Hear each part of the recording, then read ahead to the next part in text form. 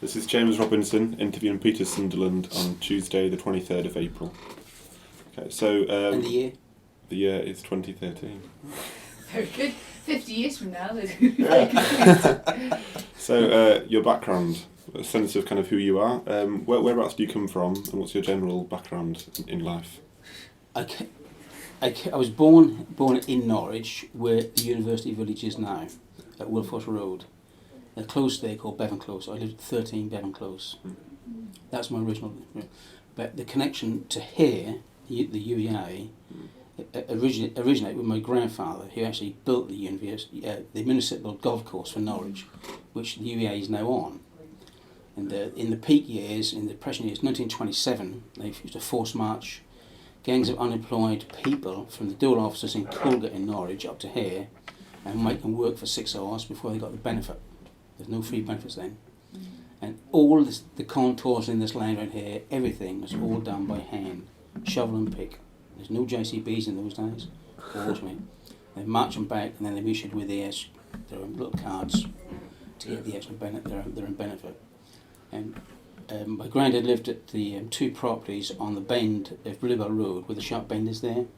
There's two little tiny semi-detached houses there, and they were for the employees who worked on the golf course, which my granddad was one. And on the opposite side of the road there was a house built, I think that's 1932, but that was their own clubhouse, which I now know has been demolished. Yeah, but it's a very a timber frame building with stucco panels, been recently demolished. And that's what I can tell you. On this part, on the golf course side, but on the village side, which is literally 200 yards from where I used to live, it was very interesting because where the university village is now, that's full of trees, massive mature trees, almost 100 foot high. And one day the council came down, chopped all the trees down. They brought in great big teams of men with digging machines, and they dug a massive hole. I mean, really big, must have been 400 metres across, 100 metres deep. And they put thousands and thousands of cows in there and shot them. People with rifles on the top shooting them. They covered them with earth and quick lime, then put some more in and shot them till they filled up this great big, then refilled right to the top, and then left. And lo and behold, a few years later, you built the university village on top of it.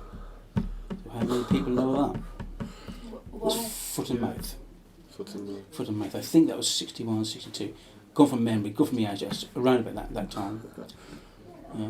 And I can even tell you the type of year, and the time of year they done it, because when they chopped all the trees down, there was a rookery there, and then the nests came down with the trees, and they were full of little tiny bald, very dark coloured rooks, baby rooks dead.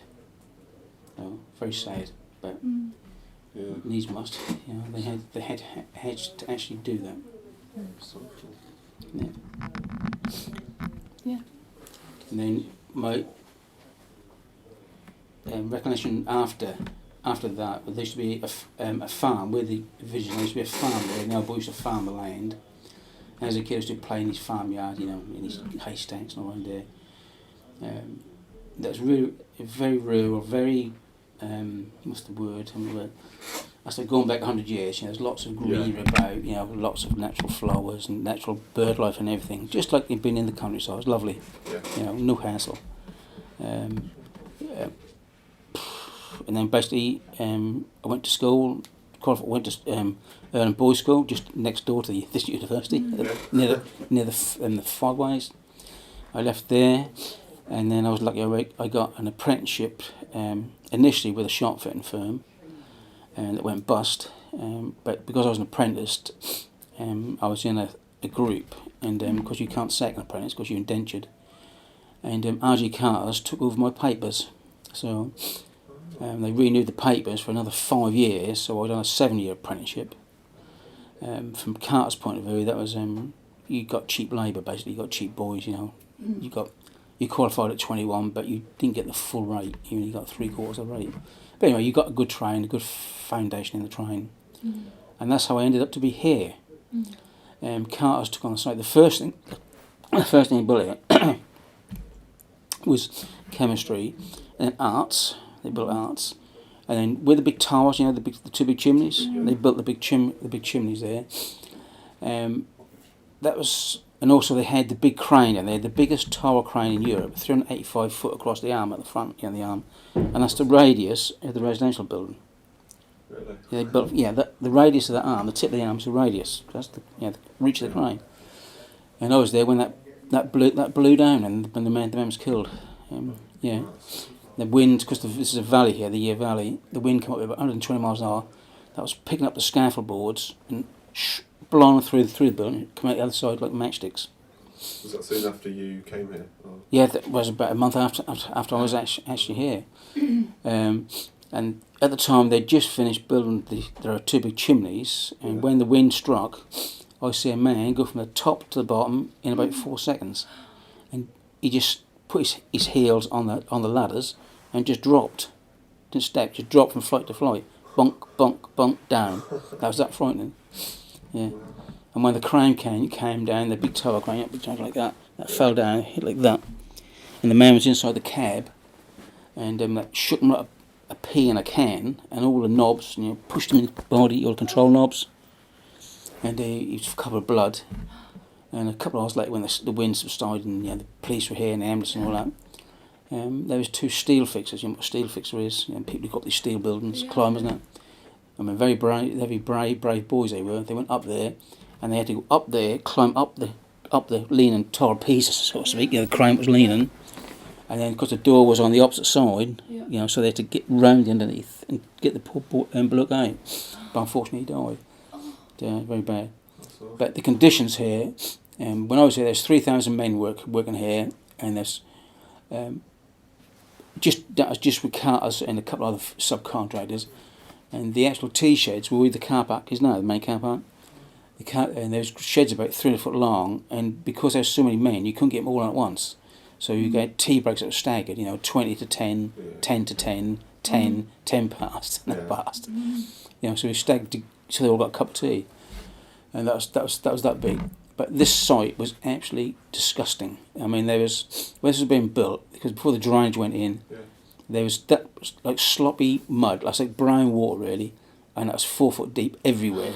And they used to put planks down for walkways, and they used to sink on down. They used to put another on the top, and that just kept going down like that.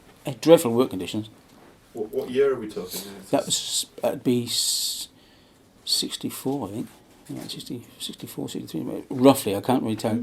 Maybe a couple years. You already had students. Yeah. Not there was hardly any. There's not many. I mean, if there was a couple of thousand, that was it. If that. I mean, I'll tell you how new it was. We don't have it now, but when they first came, they had a badge, UEA, a little tiny oval badge, and they stuck them everywhere, and no one knew what it actually meant. There's all in the city, on the cars, on the lampposts, windows. What the hell is UEA? We thought it was a new type of boot or something, or a new jacket. No one knew what it was. Very bad publicity from that. But then basically, I came here. My job initially, when carts came here, I was the first carpenter on this site. They had me put down the wooden tracks. I must build a railway. You put the wooden tracks down and cut them all and mess about with them, and then lay on tracks for the cranes to go up and down. To go around. And then the place is all set out, and you dig a hole and you fill it full of concrete and you start to go off in the ground. But you need carpenters in the ground to make the shot and for the boxers, to pour the concrete in, and measurements and levels and all that sort of thing. And that's how I came to actually be here. So that's the first one we done. And interestingly, that walkway outside of my building fell over. That leant at 45 degrees. And they had to pull up again. Nothing to do with cars. There was another firm dug a trench down the side of it, and it just keeled over. So when you first got here, how the process of completion? How far along was it done? Was it pretty much? No. When I first came here, I finished off at the bottom, and then I was there for I think about 2 years. Can't remember now. It's a long while ago. Finished it off, and then because being a captain joiner, I started off in the shit at the bottom. Doing all the boxes for the concrete, and I ended up inside, hanging all the doors and putting on all the skirtings. And I remember the skirtings then are different to this in this room. The walls are plastered, and the skirtings are flush with the walls. There's a recess at the bottom, and they're all in hardwood, which I know obviously. But that was a big job to put all, to get them flush with the wall, and you have to pack them out and screw them on. Oh, a nightmare really, but done all that. And then we done biology, and there's all the doors, the little small double doors. So it's a lot of time fitting it out. And I'll tell you when it was.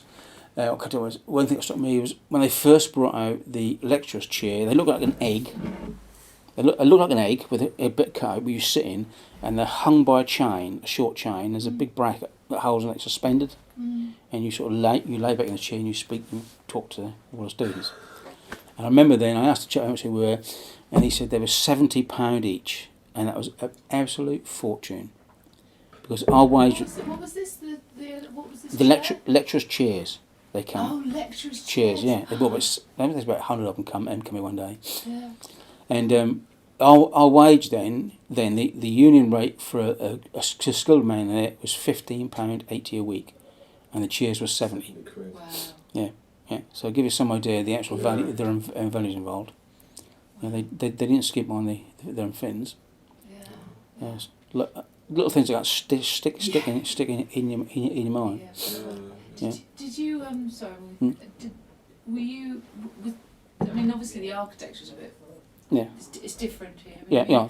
Did that have an impact on how the place was built? I mean, you were talking about the walls being flush. I mean, was it new in?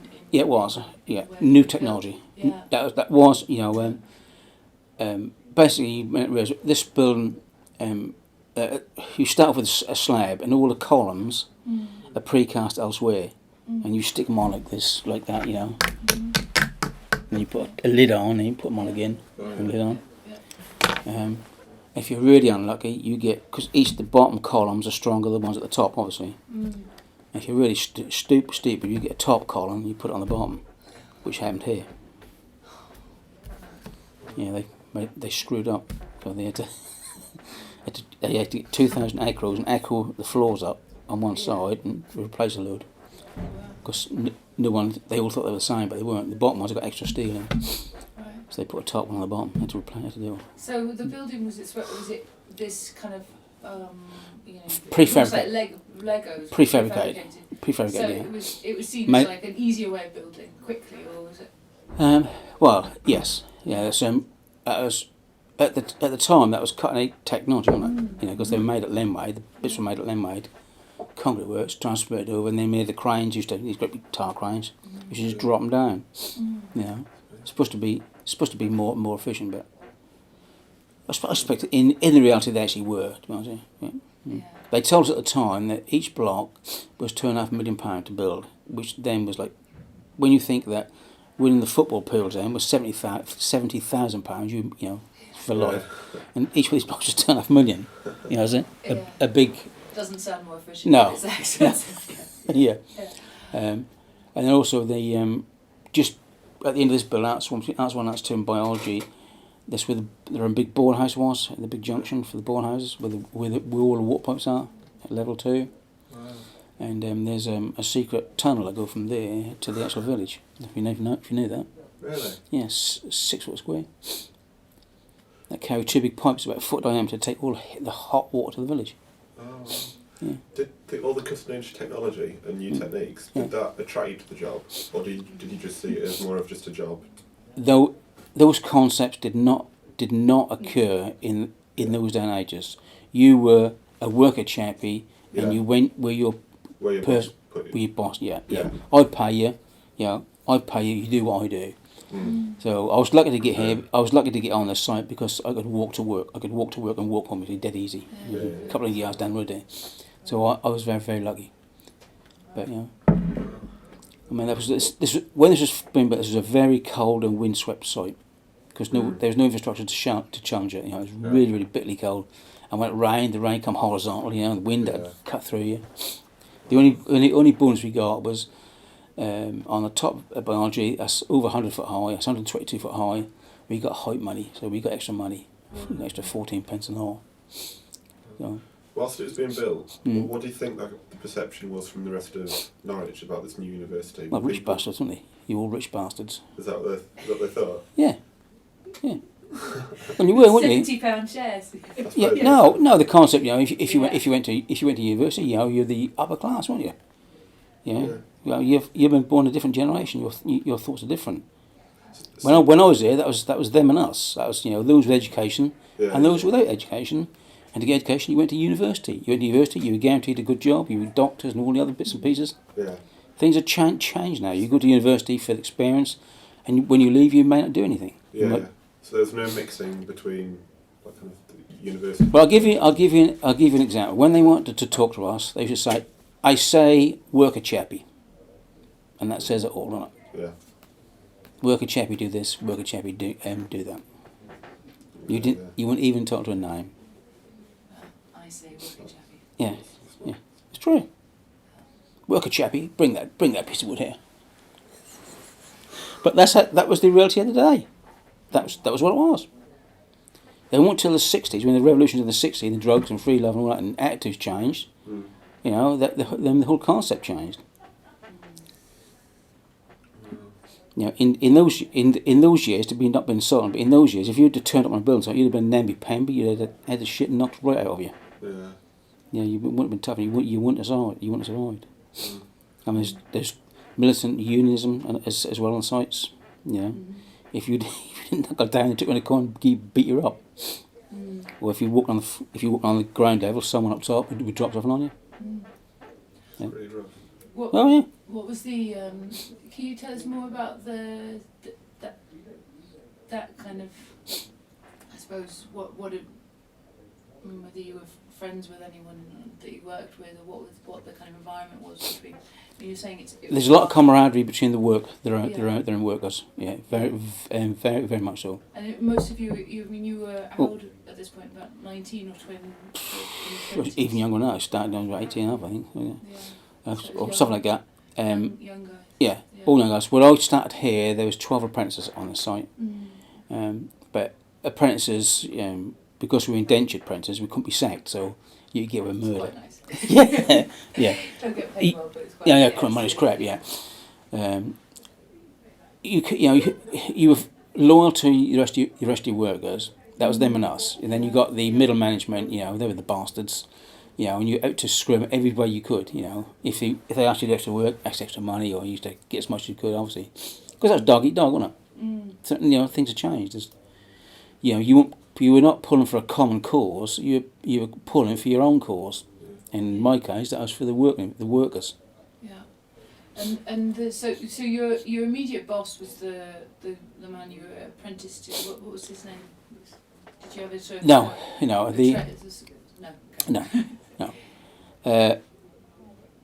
When you're apprenticed, right, there was divisions within the building trade. Now, if you're an apprentice, or if you were a tradesman, you were the top dogs. Then underneath that, you had improvers, then you had labourers, then you had muppets.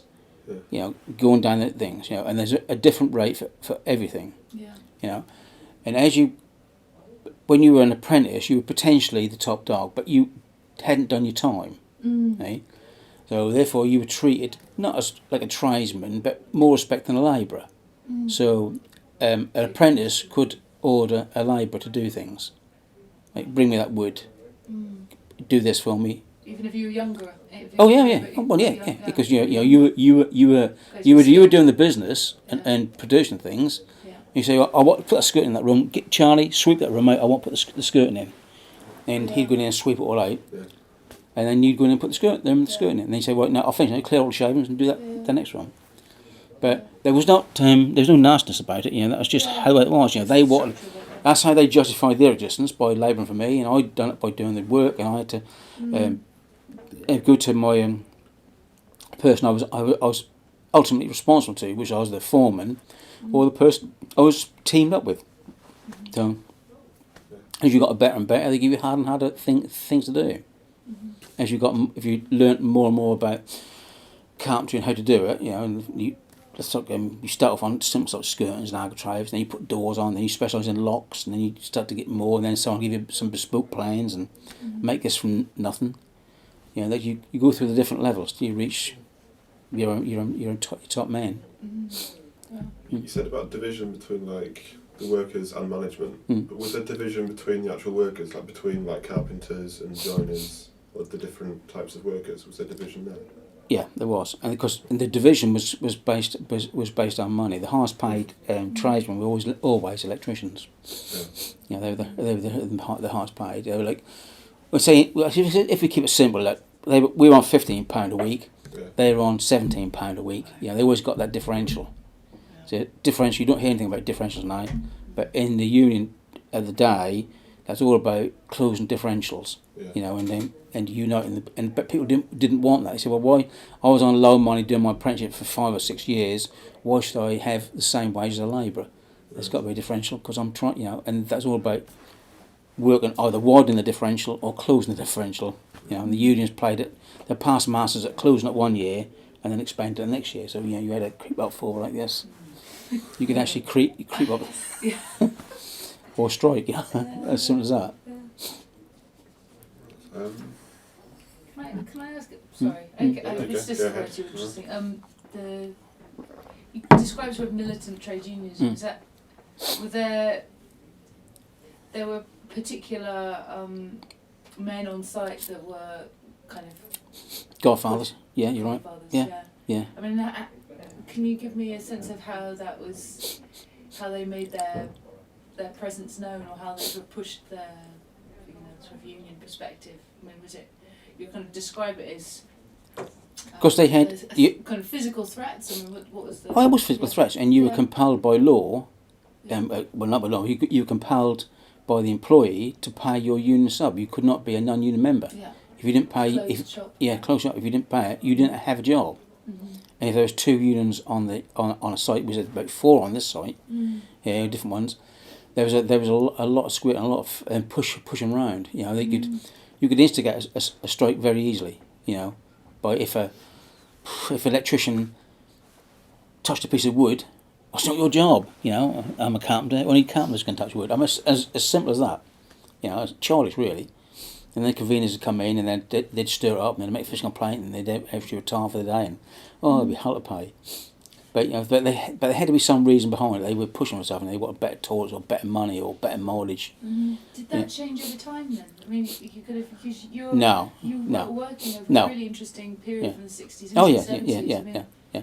That didn't change in time until after the big strike in the 70s. 72 was when we had the big strike. Yeah. But then we all went back beaten, didn't we? Yeah, we all went on strike, but we lost, didn't we? Because we went go back on the same conditions basically. But there was a change after that because before then that was not de rigueur to be self-employed. You know, you were penalised, you looked down upon. There was no self-employed men on this site because the unions wouldn't allow it. You know, unless you had a very highly specialised one-man band, you know, you were not on the site. Because in them days it's called the lump, wasn't it? Were there any like small strikes on this campus? There's loads. Loads? Yeah, loads. Yeah. Oh, right. Yeah. So it's hard to like get the mindset of like the 60s and strikes. Yeah. I mean, I can't remember what we strikes on here, but when they assembled their cranes, they have steel pins. You hammer in steel pins in the joints, and as you raise the crane up, and then you knock the pin out and put a nut and bolt in. And a couple of pins dropped out and dropped amongst the workers at the bottom, you know, which is bloody dangerous. And we went on strike over that. We refused to work underneath the crane while they worked on the crane. And then they said, okay, well in that case, then we'll lift the crane up at the weekends. And the people who were in the crane union said, no, we don't work weekends, you know, so we only want to do it during the week. So, you know, there's all that sort of conflict going on all the while, and that's, you know. But the middle management had to skate and actually do that. The only name I can remember is Hugh Mottram. He was a big general here, because you have generals at the top ones who direct everything down to their foremans and site foremans and generals, go down the ranks basically. So it's not an easy job to do, because there's so many. 3,000 men is a lot of men. Yeah. Tell you. Yeah. Yeah, it sounded like you needed a union in this. It sounds quite dangerous what you were doing. I mean, it's. Well, it was dangerous because there's about 3 people killed in this, weren't they? Yeah. You need protection. Yeah. Apart from people killed with a lot of injuries, like day to day.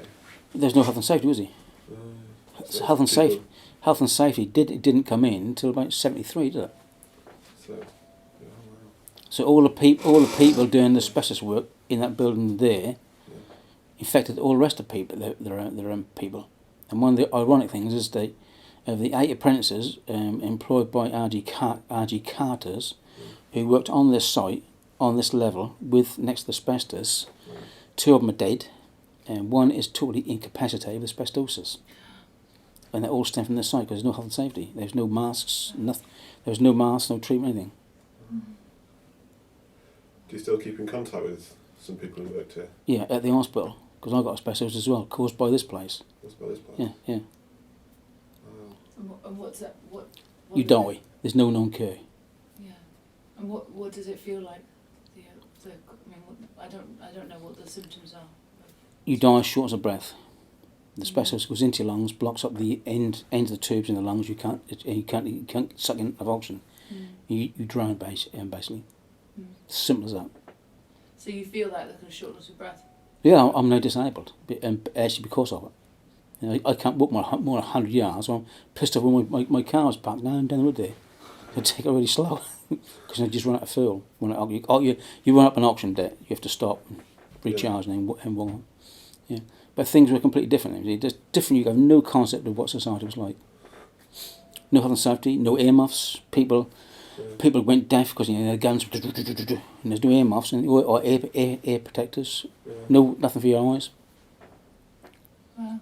Yeah. I never thought of health and safety being such a revolution in That's huge. working. Absolutely huge. Well, before that, wasn't it? Yeah. You say my ears out. Well, fucking man up. Man up. Yeah, I'll get someone. If you don't do it, I'll get someone else to do it, and that's what happened. Yeah. Yes. Wow. No health and safety was just non-existent. Yeah. You know, if you saw the council workers, I remember the council workers used to come here with earmuffs, and people used to take the mick out of them. Then look at that prat.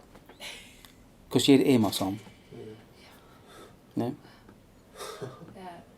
When did all that change? And when did 72, 73 I think it was. When health and safety come in, they had to then have the word basic protection.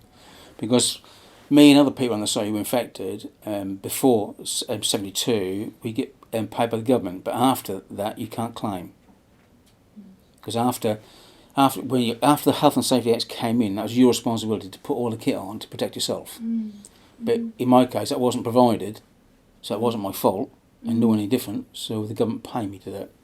Well, they ain't paid me. I'm waiting for a big check to come through. Actually, but it's just things are so different.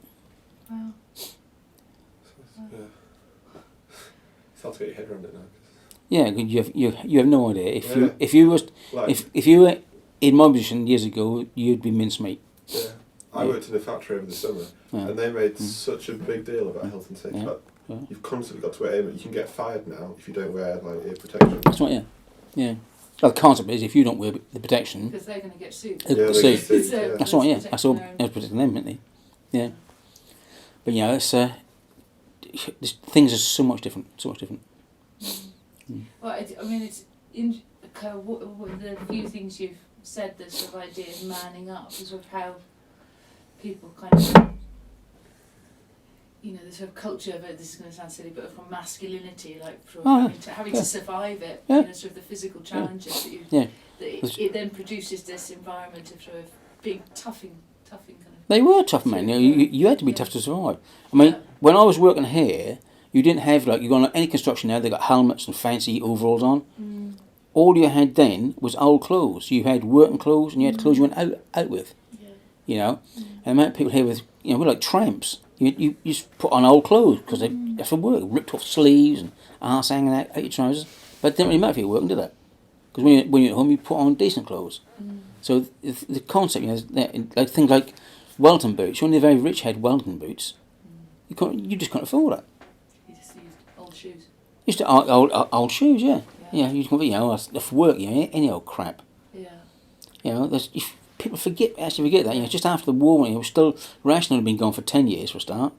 The money was short. There was hardly anything. It was all dig for them. It was dig for victory and export or die. Yeah.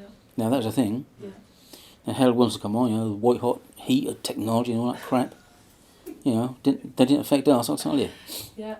But except having to deal with these new steel frames. That's right. Yeah. Technology and people moving on, and at the time, that's considering once you got out of the ground, the places were built. You think, oh, well, that's quite a nice looking place. That, Just things are so much different. Yeah. Like dinosaurs, really. Can you tell us about Norwich a bit? I mean, you're sort of talking about it was still rationing. I mean, was it? But not obviously by 61. You Yeah. know, there's That was still. there's more fun there's- to be had. There's more fun to be had, but you got to remember in '61 there was still a lot of cobble streets in Norwich. If you know what cobble street is, you know, and the cobbles were everywhere. And then they got money for the government, and they took all the cobbles up and put tarmac down. You know, so and there's a lot of old buildings. There's a lot of old areas in Norwich as well. You know, run down areas, especially with the second railway station at City Station. There's which is now a big industrial estate. That's all run down. And if you go on to Hall Road, where they actually cut all the trains up. And when Beechings come here, you know, they had all the trains, they put them to Hall Road end, chop them up, and you could see them on the road, and just cut them up, thousands of them.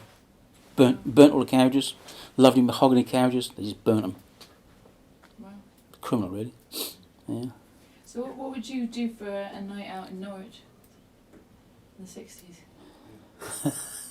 We've talked about your work, but what was a good night out in Norwich? There's in that area that was definitely Mars and Rockers. You're either Mod or you're a rocker, and I was a rocker. Because being a rocker, you were hard. You know, leather jacket and a big bike. You know, and 200 mile an hour. You had a bike. Oh yeah, 200 racer I did. Because I could afford it. I was on good money, see. But I've been over that little bridge at Earl Bridge. I've been over that 100 mile an hour on my bike. in those days, yeah. No, it's just Mars and Rockers. You know, used to go to dances, for girls and stuff like that. And similar to what they actually do today, but instead of having It's all the same. yeah, instead of having a posse high powered mini car, all flashed up with booming music and that, you had a big bike, but you went to the same place. You went to where the goods were, and if the girls went to the dance hall, you went to the dance hall. Or vice versa. The boys went to the race and the girls used to go to the race, didn't they? There's nothing changed, really. Yeah. What was the music? With rockers and mods listening to different music? Was it the same, really? That was all the same, really. Just the outfit. That's the outfit, and scooters, and wanted to be clean their bikes, didn't want men bikes and stuff like that. I mean that was perpetuated by the youth for the youth. There was some benefit for it, Yeah. because if you were alone, you were weak, but if you were in a pack, you were strong, and that was the same with you a mod or a rocker. And the way you displayed your strength was to, if you're a rocker, would be go down to the coast and beat up the mods, or vice versa. And what do mods look like? Like so, rockers. clean. They used to have duffel coats on, and ride scooters. Right. And they used to be like in Mary Quant fashions and stuff like that. But if you're a rocker, you had a black leather jacket, normal jeans, functional clothes. You talk bikes, engineer, and you're a petrol head basically. You liked a bit like more. You liked more heavy rock. Rolling Stones, Revolution, when they first came out, it was all heavy. So that's good times, really. Yeah. Well, good music, really good music. Yeah. Changed the face of music. Yeah. Stuff. But the expectation of society, whether you're a mod or a rock, was less, because all my friends, at least 90% of them, lived in council houses, and they expected to live in a council house. They expected to have social benefits, and then Maggie Thatcher came up eventually, and that has all got changed. And fortunately, some of us come out of council houses, some bought council houses, but some people of your generation or your age were able to put them and buy a house. I bought my first house, and that was $8,000. I thought it was a bloody fortune. I thought it cost 8 years' money. Oh God! But I stuck out and bought it, and then you have a different outlook on society, don't you? When you got enough and you're renting, you can be carefree and you don't really care. But when you got something to lose, you have to knuckle down, really. And if you got a mortgage that must be paid every month, you've got to work, so you keep your nose clean, basically. Going back to the mod thing, I don't really know much about this. Did you have mates then who were mods? Oh, Did yeah. they mix at all? Or was it? Yeah, yeah. They did? Yeah. Okay. Yeah. Was- You used to talk, like Harry's a mod or Jack's a mod or well, Bill's a mod. Yeah. yeah. And used to work with them. Yeah. Yeah. And the girls, would they be mods? Was there different outfits for the? Was this a male division? Yeah, it Or was. there- Yeah. But so the women could go just from walk short skirts and- yeah. So the women could go from side to side, couldn't they? Yeah. Because women like their bikes. Because if they had that's a preempting the mini skirt, but skirts were getting shorter and shorter. Yeah. When you got on the back of a bike, you had to hit your skirt up, right, so you all you got your legs, from hair on the back of a bike, didn't you? For the women, they loved it, didn't they? All legs, didn't they? Showing the legs off. It was. Yeah. Yeah. Also, like at this time, when football hooliganism took off, was that in Norwich as well? Oh yeah. It was, Yeah. died in Norwich, didn't he? He got slung off. He was on the roof and he fell off, didn't he? In the rig? Fell off and broke his neck. Yeah, killed him. Yeah. No, but that was not just this country. That was everywhere. Yeah, because Actually, all. I'm from Leeds, and my dad always told me what Yeah. Leeds was like Yeah. in the Yeah. 70s. And Yeah. But was Norwich as bad a thing? Was it like all over England or? Yeah, that was all. I can remember that would be in the late 60s, and I can't remember now what. Cause I'm not a football fan, but I was invited to go to Cow Road with some rather rough types, I must admit. Yeah. And one of the players in the opposing team was black. And they Yeah. went into a shop and they went and bought a tin of white emulsion and a brush, and then we got to catch him and paint him white. So Wow. for fun. But that didn't happen, so No, they please. painted all the cars all around the pitch. But that's That sounds strange. they were rough Yeah. times, I tell you. Why do you think things like football hooliganism and like mod movement? Why did that emerge? Why did that? Well, how else can you express it if you're held by the throat down all week? For work. Let go. You let go. That's an outlet for masculinity, pride. Yeah. For your status in society. Push it forward. Yeah. Do what you want to do. How do you think things have changed nowadays, and how do you think like the changes occurred? Because nowadays, I suppose none of that really occurs to like a small extent.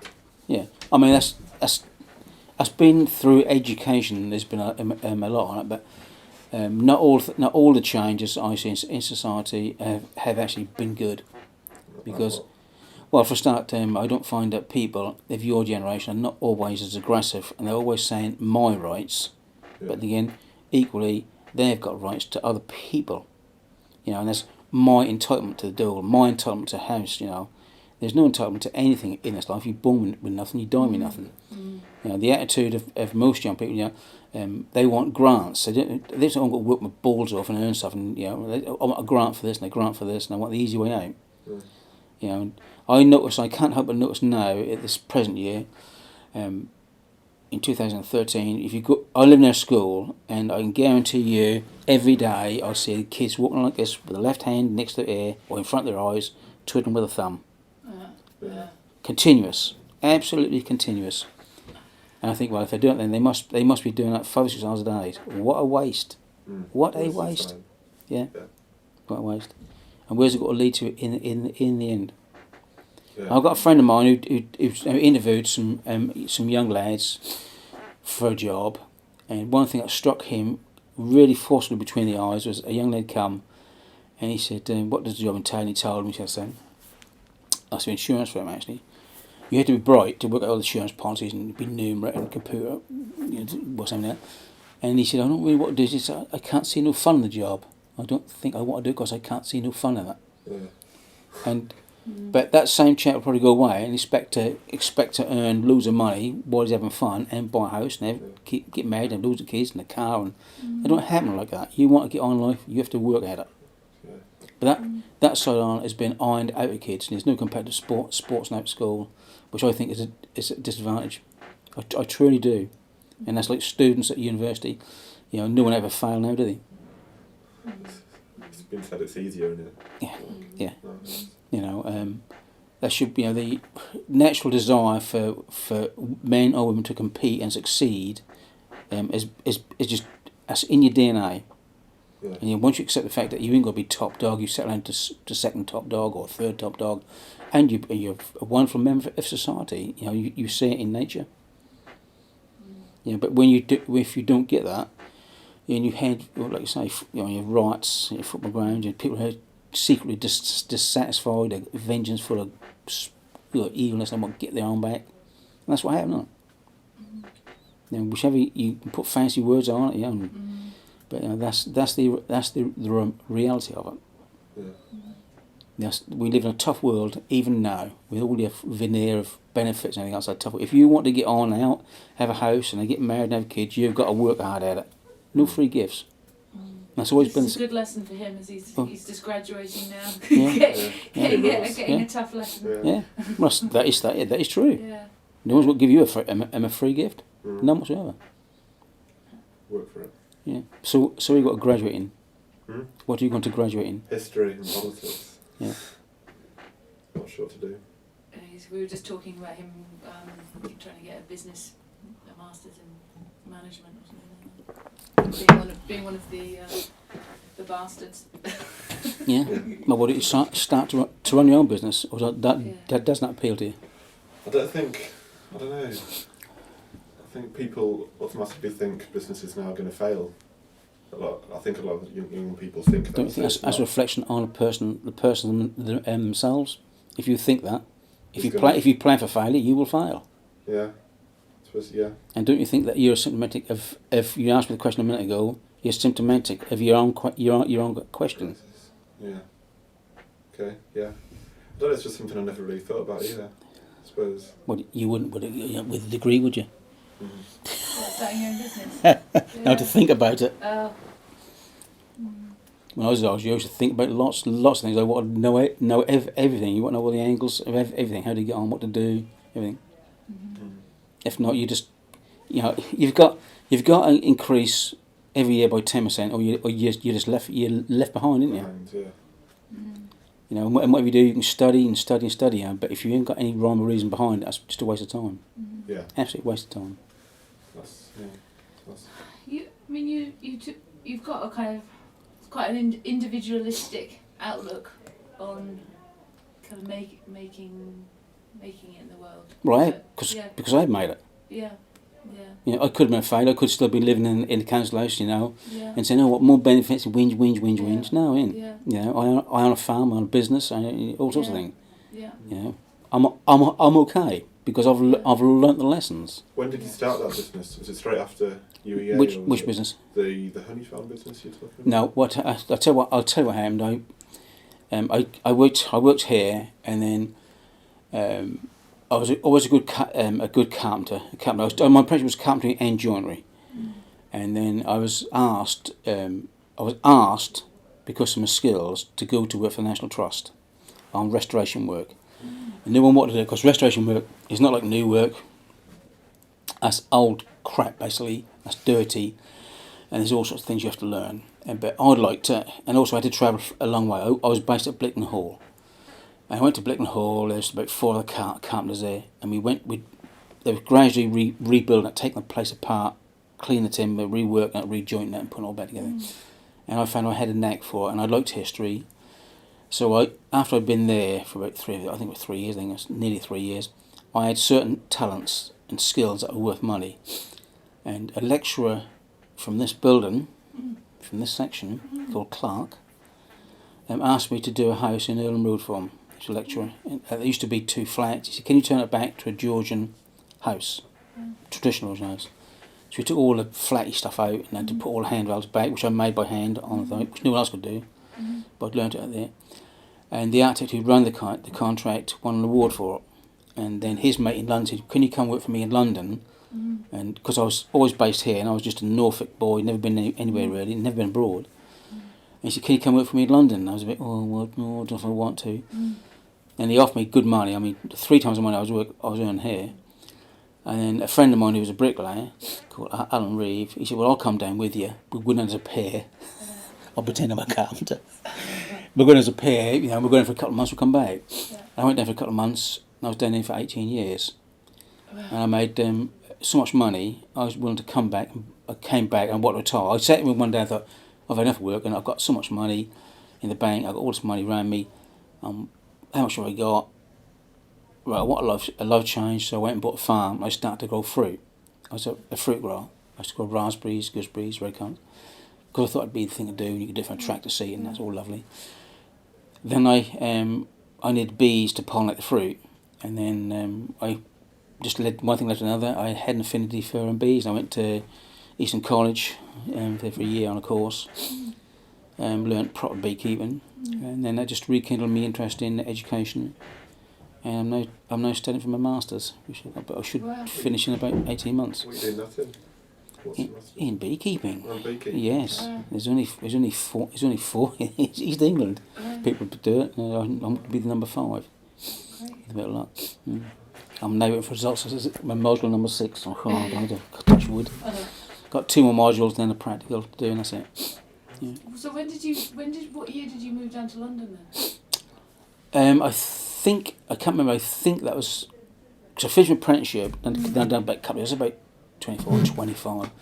That had to be mid 70s. So I went down there once for a couple of weeks and done a job and liked it because the money was good. And then met my mate Alan and then went back with him.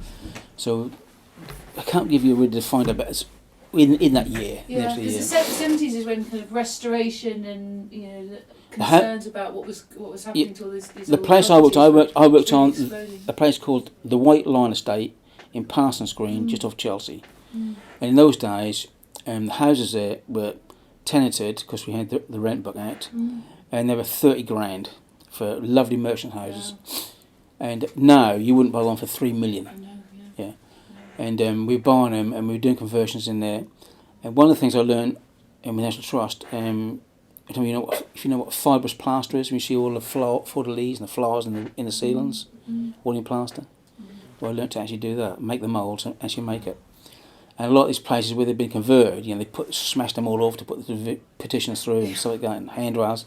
We used to do all that sort of work, all the high class stuff, all the stuff that was missing. Yeah. And I just, because it's so rare to be able to do it, someone to actually do it, that sort of stuff. I went to the Isle of Skye, down at Doodle's Castle, restored all that, and it cost me a fortune. I made a fortune. That's why I made enough money to actually buy my farm. Yeah. So so I went down there as a single person, and I worked on a block of flats. There was 6 flats I worked on a contract, and the woman who owned the flats, she was an international banker, a director of Chase Manhattan Bank, and I thought, well, fancy that, and the wish come true. So she's highly educated, losing loads of money, and she took to me for some reason. It sounds like your entire life you've been learning, doing new things. That's right, yeah. Well, you do, don't you? Expanding. I tell you, if you don't expand 10% a year, you fall behind. Amazing. You just have to go on, We're only here once, aren't we? Work us to its nth degree. So that's, for me, it's like a stepping stone, really, the old university. And living around here and living how I used to live around here and learning things. You just move on and keep doing more. Yeah. The only sad thing about it is I'm going to die and I won't fulfill all my dreams.